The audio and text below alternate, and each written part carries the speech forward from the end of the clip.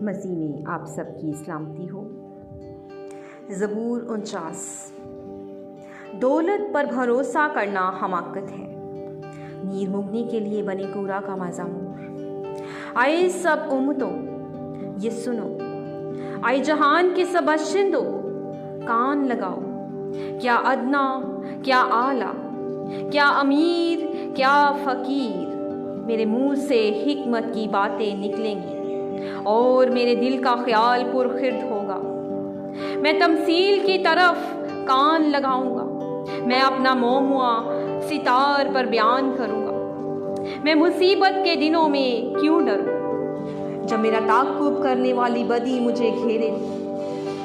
جو اپنی دولت پر بھروسہ رکھتے اور اپنے مال کی کثرت پر فخر کرتے ہیں، ان میں سے کوئی کسی طرح اپنے بھائی کا فدیہ نہیں دے سکتا، نہ خدا کو اس کا معاوضہ دے سکتا ہے، کیونکہ ان کی جان کا فدیہ گراں بہا ہے۔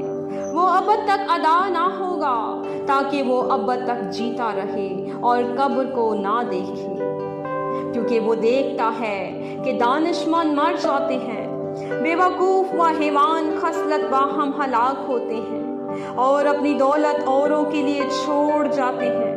ان کا دلی خیال یہ ہے کہ ان کے گھر ہمیشہ تک اور ان کے مسکن پشت در پشت بنے رہیں گے۔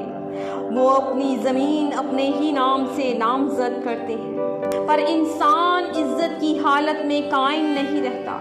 وہ جانوروں کی مانند ہے جو فنا ہو جاتے ہیں، ان کا یہ طریق ان کی حماقت ہے، تو بھی ان کے بعد لوگ ان کی باتوں کو پسند کرتے ہیں۔ وہ گویا پاتال کا ریوڑ ٹھہرائے گئے ہیں، موت ان کی پاسبان ہوگی۔ دیانتدار صبح کو ان پر مسلط ہوگا اور ان کا حسن پاتال کا لقمہ ہو کر بے ٹھکانہ ہوگا۔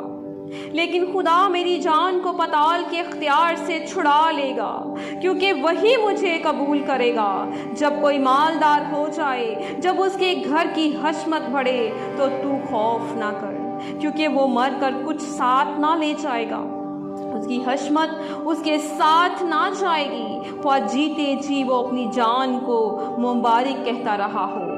اور جب تو اپنا بھلا کرتا ہے تو لوگ تیری تعریف کرتے ہیں، تو بھی وہ اپنے باپ دادا کی گروہ سے جا ملے گا، وہ روشنی کو ہرگز نہ دیکھیں گے۔ آدمی جو عزت کی حالت میں رہتا ہے پرخرد نہیں رکھتا، جانوروں کی مانند ہے جو فنا ہو جاتے ہیں۔ آمین۔